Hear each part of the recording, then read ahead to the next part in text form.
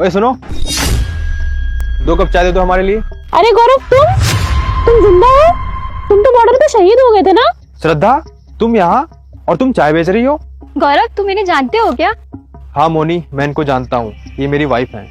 गौरव, तुम्हारे साथ ये लड़की कौन है? वो सब मैं तुम्हें बाद में बताऊंगा, पहले तुम ये बताओ ऐसी कौन सी मजबूरी आ गई जो तुम चाय बेच रही हो?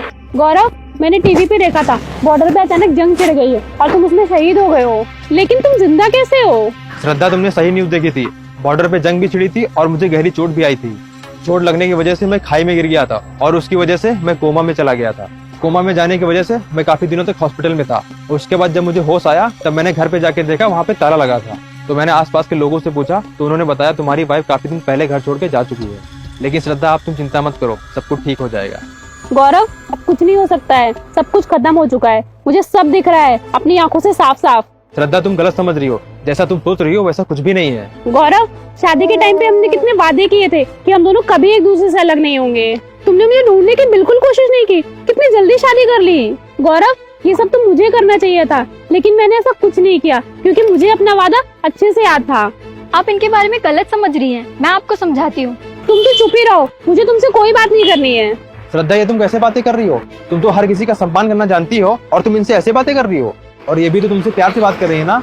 गौरव, मैंने इससे जरा सी ऊंची आवाज में बात क्या कर ली, तुम्हें इतना बुरा लग गया? मुझे तो लगता है तुम इससे बहुत ज्यादा प्यार करते हो। श्रद्धा, इसमें गलत क्या है? मैं करता हूँ इससे प्यार, और मैं तुमसे भी बहुत प्यार करता हूँ। श्रद्धा, समझने की कोशिश करो।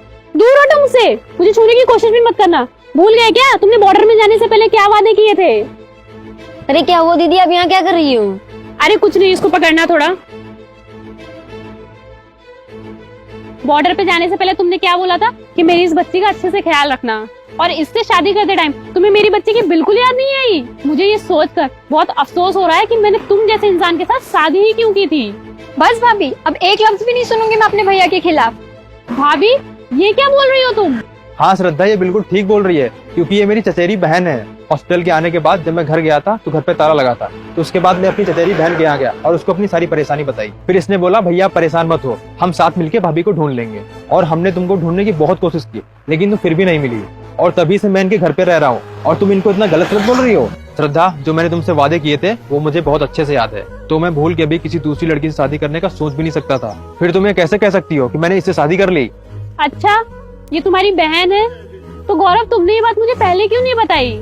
भाभी, आपको तो हम अपनी बात बता ही रहे थे, आप हमारी बात सुनी कहाँ रही थी? दीदी प्लीज मुझे माफ कर दीजिए, मैंने आपके बारे में इतना बुरा और गलत सोचा। गौरव, तुम भी मुझे माफ कर दो। श्रद्धा, तुम्हें माफी मांगने की कोई जरूरत नहीं है। अगर तुम्हारी जगह कोई और होता तो वो भी हमें गलत समझता, और मुझे भी तुम पे पूरा विश्वास था। अगर मैं बॉर्डर पे शहीद भी हो जाऊंगा तब भी तुम किसी और से शादी नहीं करोगी, और देखो तुम भी अपने वादे पे पूरी तरह अटल रही। श्रद्धा, तुम क्या कह रही थी? मुझे अपने बच्चे की याद नहीं? अरे तुम क्या जानो, मैं तुम दोनों को हर दिन हर पल याद करता था। भाभी, मुझे अच्छे से पता है कि भैया आप दोनों को कितना मिस करते थे, और तो और खाना भी नहीं खा पाते थे।